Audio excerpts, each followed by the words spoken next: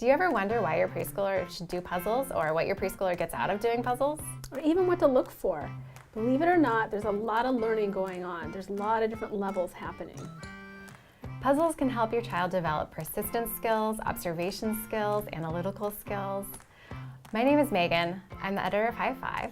And I'm Yvonne. I'm the art director of High Five magazine. We're going to be talking today about 4 puzzles in High Five magazine and how those puzzles can help your child develop lots of great skills.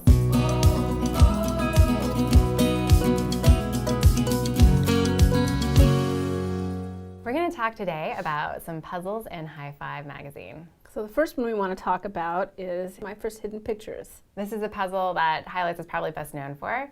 In My First Hidden Pictures, there are 9 objects hidden in the illustration. The illustration's in color, the objects are in color, and at the bottom of the spread you see that there are the 9 objects in a row. And we have them in the same orientation so that kids can look in the illustration and know exactly what orientation, what shape, what direction the objects are going to be in. We're also hiding objects that are easily found in the everyday world, so bananas, a slice of pizza, pencil, things like that. And in this one, the illustration is of some kids playing on the sidewalk with chalk. So they're drawing pictures. And it's a double-page spread, so there's lots of stuff to look at. It's a fun kind of everyday scene. We like to do that kind of like stuff that the kids might be familiar with, so that there's another layer to what they're looking at. Not only is there a hidden object, but there's something that might be familiar to them. Mm-hmm. And we've hidden 9 objects because that is just the right number to keep kids engaged and challenged without it feeling too easy. And that's a really important part of puzzling for kids in this age group and also throughout the magazine, and is that you want your child to be engaged and challenged, but you don't want them to be find it too easy. We don't want them to find it too hard, because if it's too hard, they're going to give up earlier and they're not going to want to do it. They're going to feel like they're not successful, like they can't do it. We never want kids to feel like they can't do it. They should always feel like they can. They should always take pride in being able to do something.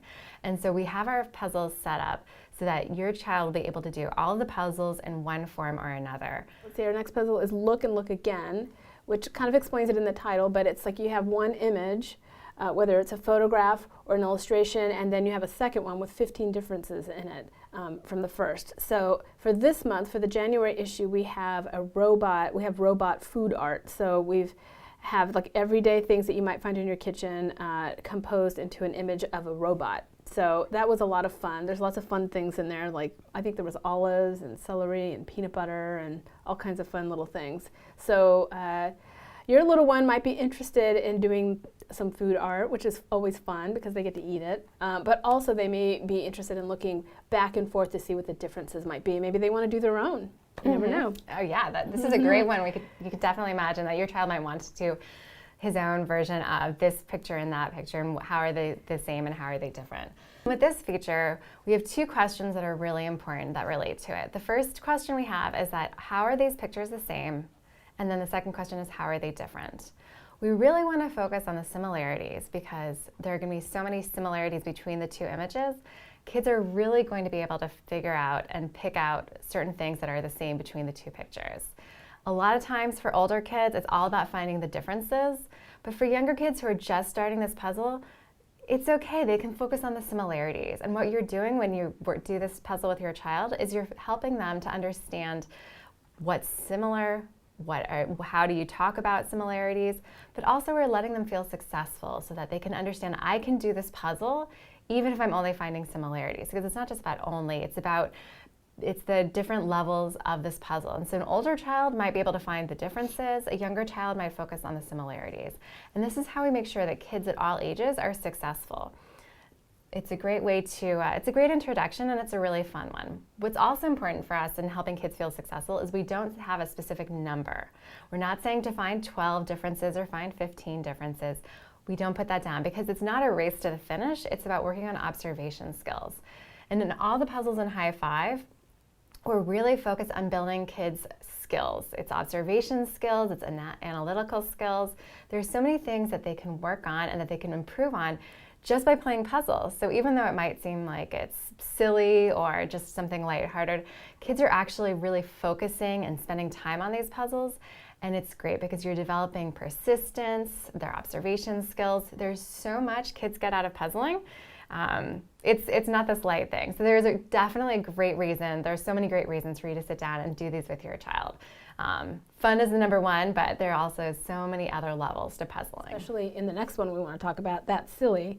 That Silly is a puzzle that's a double-page spread. It's usually an event or a big place like an airport or a bookstore, and you see a lot of little things going on, and there's lots of silly things going on, and there's like regular things going on, and it's fun to kind of pick out what's silly and what isn't, but also it's just a lot of information for the child to look at, and they just might like looking at that at the moment, and then maybe in a month they want to start looking for some of the silly things that are in there. But That Silly is my favorite because we get to think of silly things to put on the page. And so if you have any silly ideas that you think would be great, email us.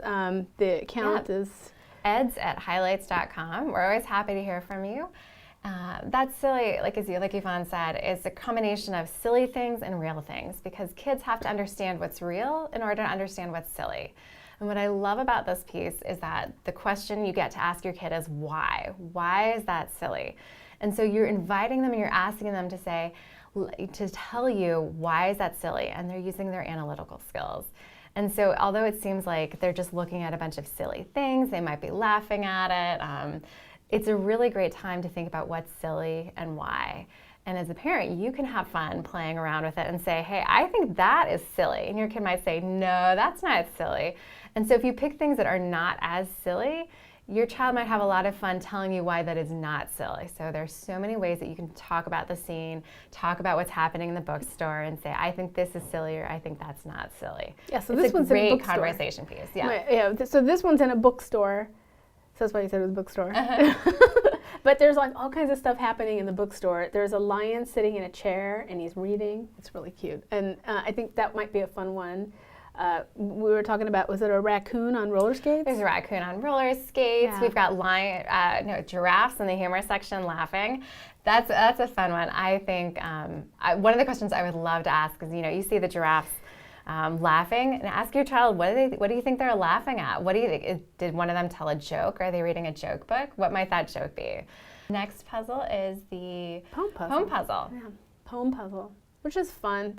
I like that one because you have a poem with it. There's a poem and then there's an image that is showing what's in the poem.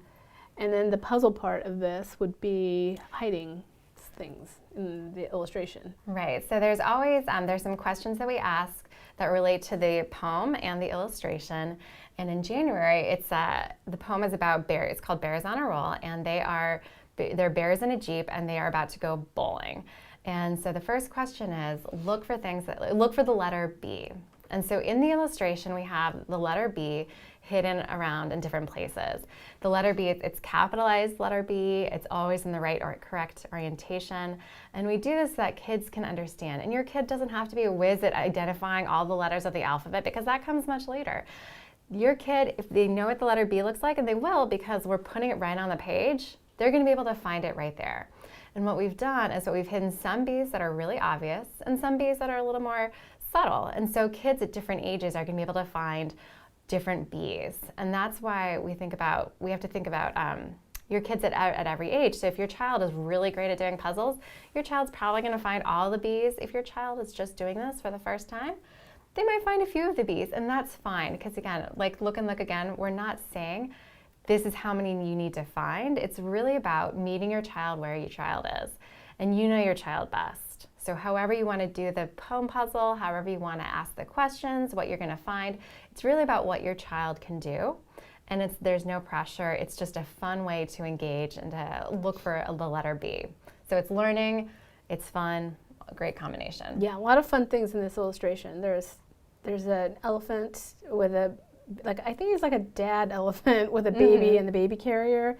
There's goats, there's little bees, there's 3 bears in a Jeep, and they're super cute. This illustrator is so great at doing animals, especially elephants, so my favorite. But I think in the end, all the puzzles challenge your child in different ways, and if they're not interested at that time, they may get interested down the line. So there's going to be lots of layers, and sometimes it's just a matter of processing what it's all about. So There's always something for your child to come back to again and again. So one week your child might be interested in doing one puzzle, and they might like the picture, and then the next week they might want to pick it up and look at it and do the puzzle in a different way. So there are lots of ways and lots of reasons to go back to the puzzles again and again.